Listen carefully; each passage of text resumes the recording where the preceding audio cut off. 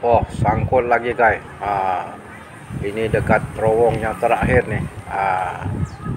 Lepas ni kira okey lah guys. Kita tolak dia lagi guys. Lagi sedikit saja.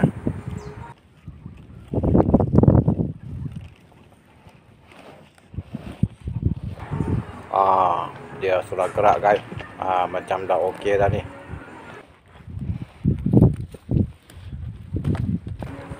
Kita cek dia lagi. Lagi sikit saja guys. Lagi sikit saja. Kita kena korek lagi sikit. Tanah tadi dia dah runtuh. Kita kena korek baru kita tolak lagi sekali. Kira okey lah guys.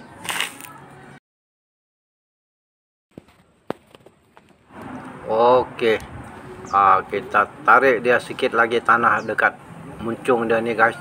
Lagi sikit saja. Lebih kurang lagi 2 kaki lebih sikit guys.